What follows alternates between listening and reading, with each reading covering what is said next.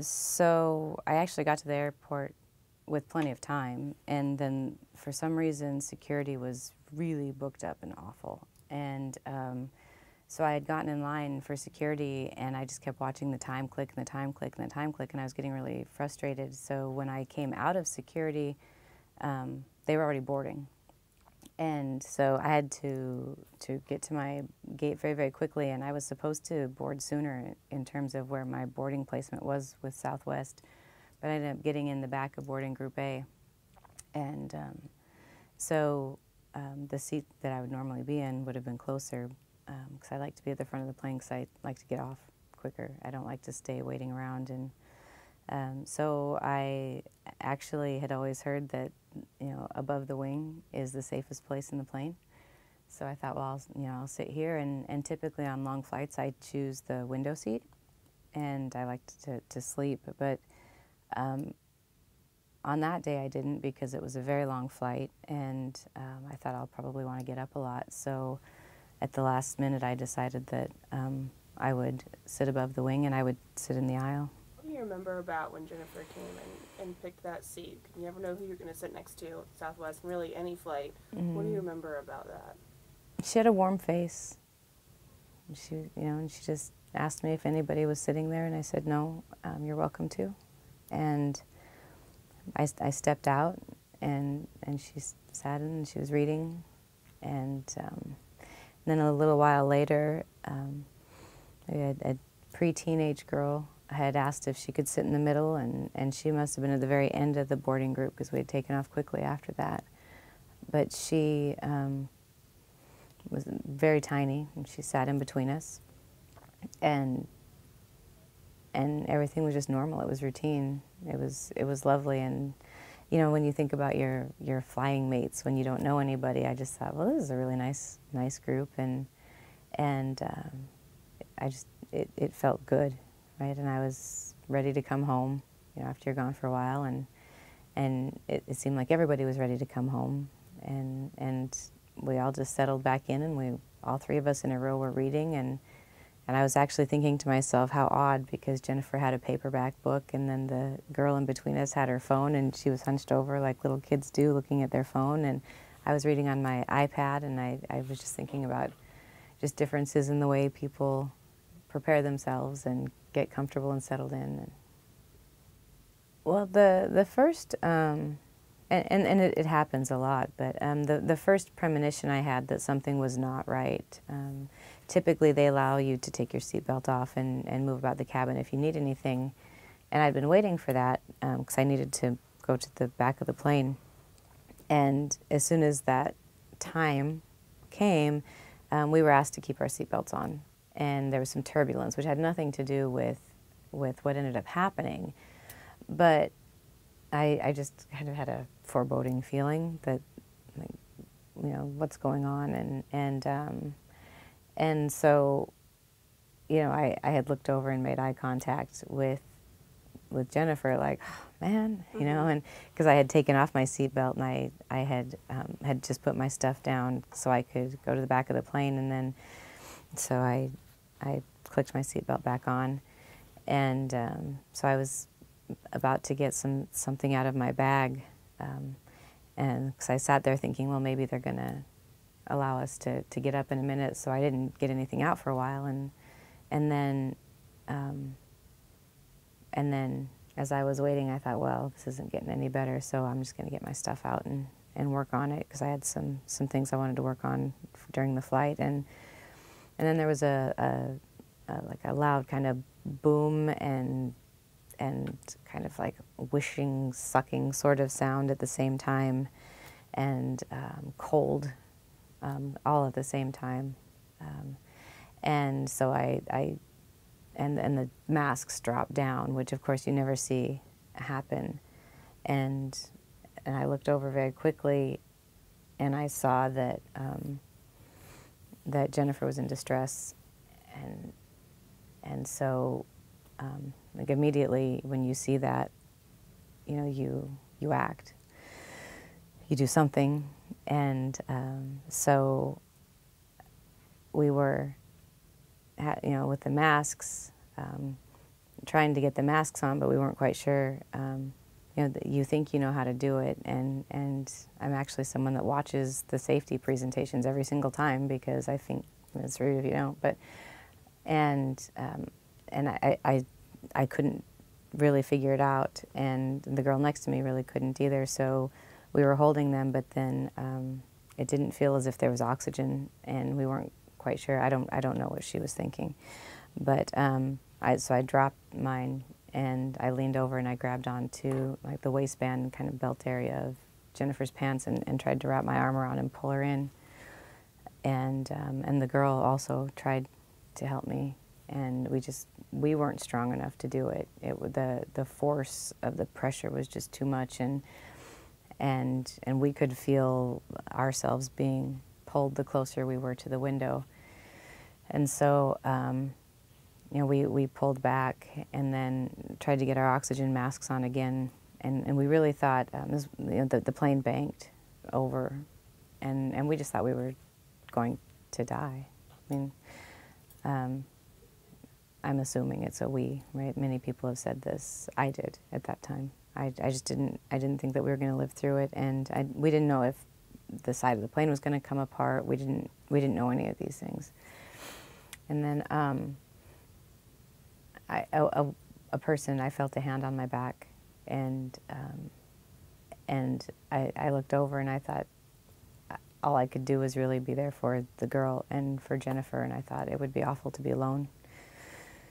So I wrapped around. We had gotten the masks on, and I wrapped around the young girl because she was very, very cold, and we were all kind of getting pulled over, the two of us, and so I held on to her and I pulled her over, and then I put my hand over on Jennifer's back, and then the woman, it turned out, behind me, you know, she was kind of rubbing my back, trying to be supportive of me, and then she was trying to ask me to come to the back of the plane when a long time passed. Nobody was coming to help us, and people were trying to flag down the flight attendants, and nobody was coming, and we couldn't understand. We thought there would be a sensor or something that would be saying, you know, there's a problem. And we learned later that they knew about the engine, but they didn't know about the distress in our row. And so they were, the flight attendants, when they could finally get up out of their seats and attach their oxygen and come and check the passengers, there was, you know, somebody with a baby that needed help, and just people along the way that, I mean, there was a lot of distress, not chaos, right? I mean, the passengers, I thought, were remarkably calm, and we trusted that we were in good hands. But you know, we were trying to flag people down, and at one point, one of the flight attendants had come close, and we thought that she was coming to us, and then she turned around to help somebody else who was in distress. But then as soon as one of the flight attendants saw exactly why we were trying to get help, then they acted very, very quickly. And that's where you saw really, I think, some amazing heroic action on the part of Tim, who had jumped up. He's getting some attention, but probably not enough for how fast he acted to come and help pull this woman in. And Andrew, the man from Texas, and Peggy, the nurse who did CPR, and the flight attendants who were right there helping as well.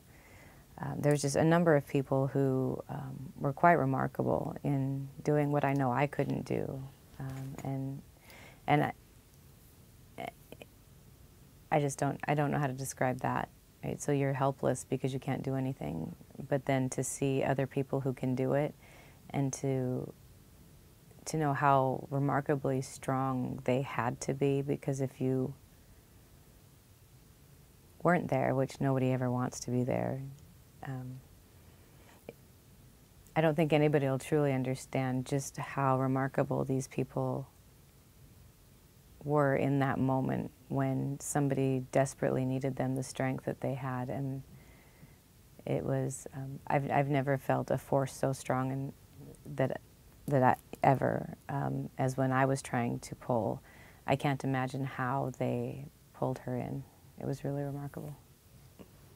You know, I talked with my husband, and he made the decision that probably better not to tell the boys until after I was home safely, because I still then had to get home. And really, so he could talk to the family for me, because it was all over the news, and my name had been used in a CNN article, so it was just a matter of time, really, before people saw it. But I think everyone was just more concerned, really, for Jennifer's family, and like there's no way to be relieved or happy, or at least somebody didn't make it, and so it was a strange space to be in, and a lot of us processing through, why didn't the whole plane go down, and why did it hit that window instead of another window? Why didn't the plane break apart? All of the things that if you're not in aviation, you don't know. And even if you are in aviation, you might not know. But just thinking about the ways that all of the pieces come together, and in many ways, she might have saved us, but that doesn't help. I mean, it's a very tragic series of events that ends ultimately with a family who's devastated, and that's what I can't imagine the heartbreak. I can't imagine, like we woke up the next day and you're doing your day-to-day activities, and I'm struck often little things that I'm doing that somebody doesn't get to anymore. And I don't want to imagine what that's like, but for them it's a reality, and that's just the thing that keeps going through my mind. And then several of us are texting each other, and we keep thinking through, like, how unfair it is for her family that she doesn't get to have that, and they don't get to have her. Does it scare you to ever fly again? I mean, clearly you managed to get back here. But I was wondering if it's like it was more the desire to get home than, how did that work in conflict with the fear of getting back on? Well, so I thought, if I don't get on now, I'm not going to ever again. And then I had, like I said, I had colleagues with me, and one of my colleagues I knew was more afraid than I was. And sometimes you do what you don't want to do because you need to model for others that they can do it too.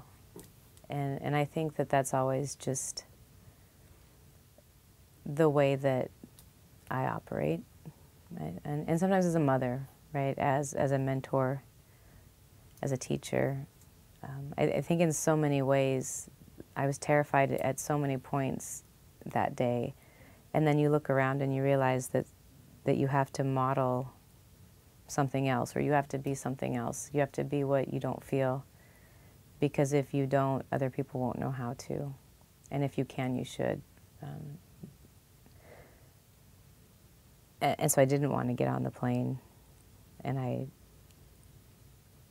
but I knew a lot of people needed to get on the plane, so we did.